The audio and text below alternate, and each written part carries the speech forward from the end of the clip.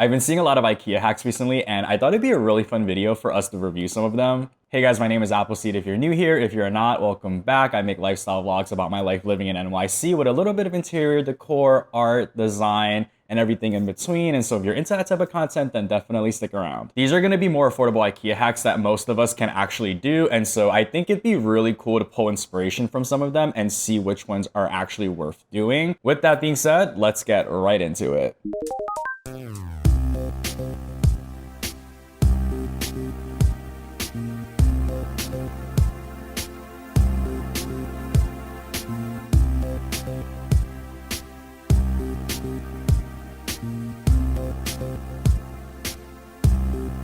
I absolutely love the creativity of combining two different IKEA products and making it into something that feels a little more elevated. I really love the baby blue legs that they chose. Of course, my bookshelf that I painted. I love that color, and so I'm a little bit biased here when it comes to things that are really colorful. I did also come across this other IKEA hack as well. One of the things that I really love about IKEA is the ability to Frankenstein multiple different products together to make something that feels very elevated. Sometimes there's just furniture pieces that you might not be in love with until you see two things together that you might be able to combine. The really cool thing about IKEA is the creative flexibility and being able to put your own personal twist onto it. I think for me personally, if I were to do this DIY, I would have painted the top and the bottom of the shelf. Overall, I'm really in love with this, and it does feel like a very high quality piece of furniture.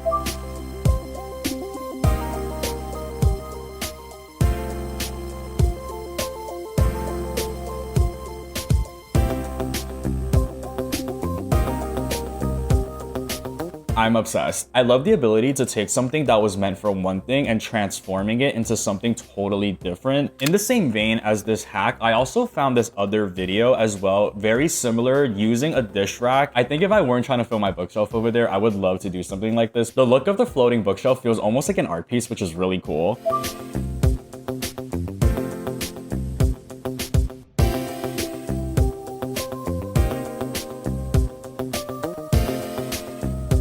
I've been collecting a lot of vinyl recently, and I just don't have a shelf or anywhere to put it. And so I think this is definitely something that I see myself doing. I love the pop of yellow. I love the simplicity of the object. I think if you didn't know that this was meant to be a dish rack, no one would have guessed it was a dish rack because it looks so natural in its form using it as a CD holder. I found another hack that's very similar to it. $7, by the way, super insane. It's so funny that we just watched somebody use this exact piece as a floating shelf for the wall because this guy uses it as a vinyl rack. Multi-purpose and multifunctional, and transforming something for another thing I think is so cool in design and interior decorating. I have that very iconic IKEA stool that I'm sure everyone has in their home, but I use it for so many different things. So being able to use these products in any way that you see fit for your own lifestyle is one of the things I really love about IKEA. And so this is definitely a hack that I see myself doing.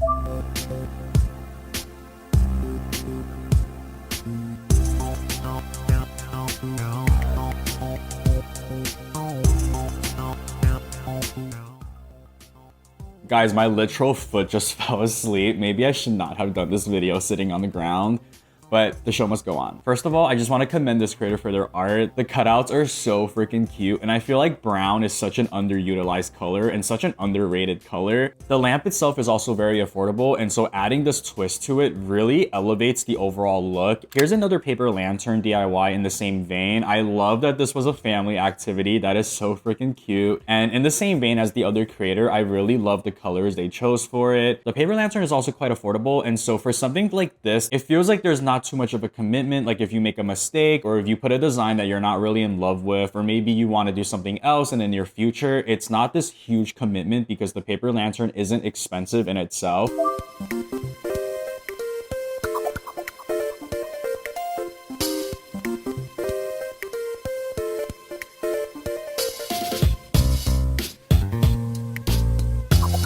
I saw this DIY months ago and it's been living rent-free in my head. I think customizing your own frames is something that's really fascinating because one, it's custom, so it's more unique and tailored to your personality and your vibe. I love that this person reused jeans that they probably don't wear anymore and don't have a purpose for. I've actually seen a few different varieties of these, like this one right here where it's like this huge frame with a huge color pop, I think is really nice. Again, as somebody who loves color and needs color in their life, Like color itself tells a story, color has a lot of feeling and emotion to it. So sometimes you don't even need to put something in it, just something as simple as picking your favorite color. It's also a lot more renter friendly than painting an entire wall, because sometimes when you paint a wall, you might choose a color that you're not really in love with months from now. And so being able to fill a large patch of color in a frame and then putting it on a wall kind of almost feels like you painted the walls. Really, really big fan of this.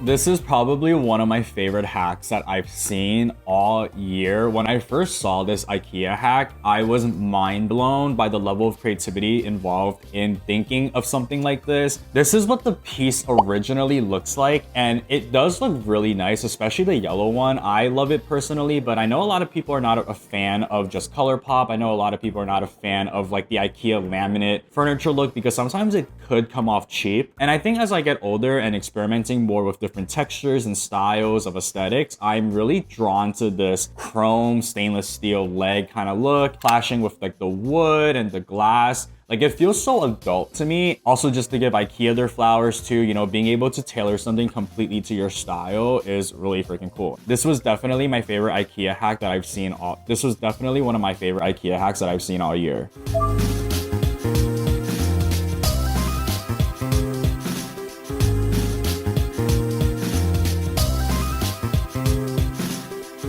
Again, just another very simple IKEA hack here, you know, taking something that is for a different product and then Frankensteining it into a different product. Also going back to figuring out kind of a storage situation for my vinyls. It's like a very affordable product, but it looks really cool when you add the wheels onto it, and being able to push it around. Like imagine just like my vinyl sitting in that. And then also if I'm not a fan of the color, I can always paint it, which is always the really fun part of IKEA, is finding a piece that you really love and then painting it and adding your own twist to it. I will probably definitely do this hack in the future. And speaking of painting furniture, this hack right here, guys, I am freaking obsessed. So I recently painted this media console right here. This is the IKEA Besta media console. One of the inspirations that I had was something like this. I had seen this on Instagram and I was very fascinated by the concept of having something on the exterior being as plain as kind of just like this beige color. Although I wouldn't really call it plain, because I think the beige that they chose for the exterior is gorgeous. It's a really beautiful beige. I think it's so cool because you just don't expect the inside to have this element of color pop. And so imagine just like pulling the shelf open and then the inside is a totally different color, and a color as vibrant as this blue right here. Actually, speaking of the inside, I don't know if you guys can see, but the inside of this cabinet is actually pink. I thought it'd be really cool to paint the complete inside of the cabinet pink and then have the outside kind of be like this red right here with the top being beige. So I was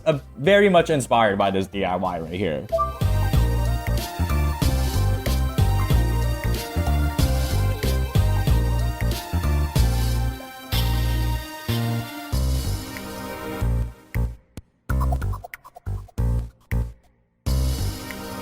I've seen a lot of these mirror side table IKEA DIYs, and I've always wanted to do one of them, but I don't know if I'm really drawn to this mirror reflective kind of aesthetic, at least not yet. It does kind of have like the stainless steel look to it, which I really love. But I think my favorite part about this IKEA hack is the fact that she left the inside hollow, which I'm assuming she found 5 of the IKEA sideboard things and just like glued them together and then placed the mirrors over each other, because it's a great way to hide wires. Like, I'm gonna be honest, I have like a really ugly router in the corner of my apartment, and I think adding something like this to just use to hide like routers and wires and things all together is very, very smart. I love the function of it, of course. I love functional decor, and this is definitely something that is very functional, because not only are you using it to hide wires, but you can also use it to put a plant on top, as this creator has done. Also, because there are sneakers next to this, imagine just having it by your door and putting on sneakers and then kind of using it as like a mirror to check if those are the shoes that you want to wear for the day. Like, I think there's just so much purpose and function to it.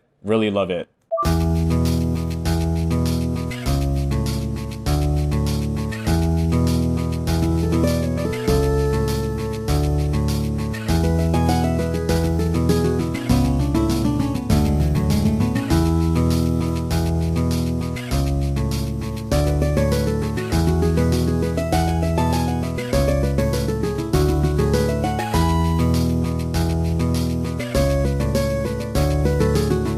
So recently I've been getting really into coffee, and I've been thinking about doing a little bit of like a coffee bar situation in my kitchen, and seeing this really inspired me because I feel like it would be really nice to kind of have like a display for my ceramics and my mugs, but then also the little trays that this object comes with, I can use to put like tea packets, sugar, you know, things like that. I've also been really fascinated by wood stain, and I love that there's potential for a lot of different colors out there. Like I've seen some really pretty wood stain colors. So if I were to do something like this, I would totally get this and use it as like a mug shelf. Also to just store little like tea packets and things like that. I love that a lot of the DIYs that we saw today are things that we can all actually do. Like it's not too crazy and out of the world. It doesn't require intense metalworking. It doesn't require us to like go into a wood shop and alter the objects altogether. These are very simple DIYs, whether it's just like changing up the legs, you know, combining two different furniture pieces into one, repurposing something that is meant for something else. For me, that's the type of DIY that I really love, especially living in an apartment in New York City. You know, I don't have like a woodworking shop to go to. I would love to be able to create custom furniture pieces, but for now, being able to do these little DIYs is so nice.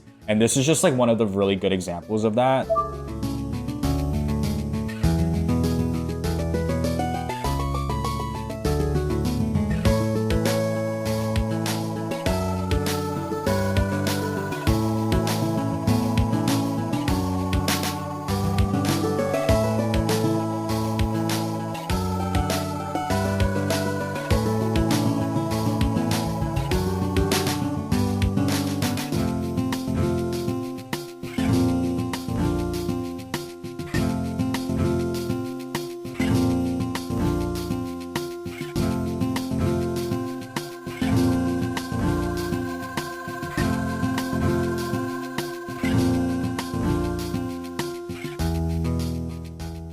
Girl, I'm inspired.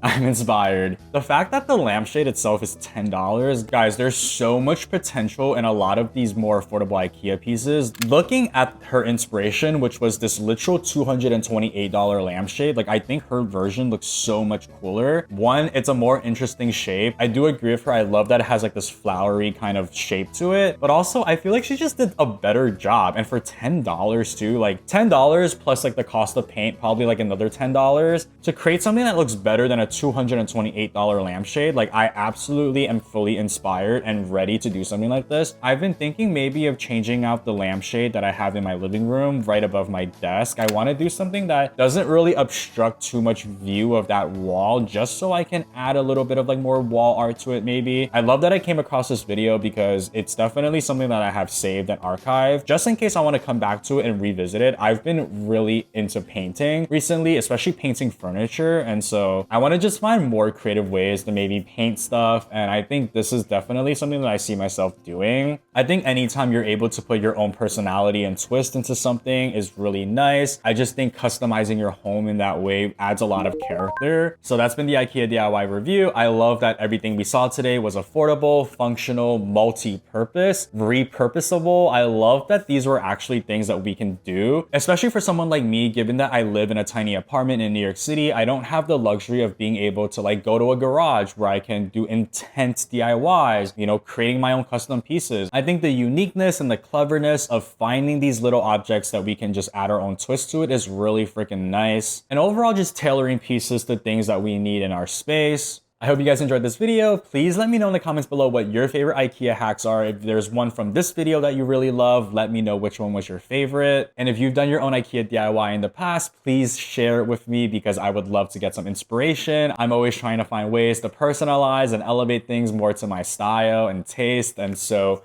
with that being said, I will see you guys in the next one. Love ya.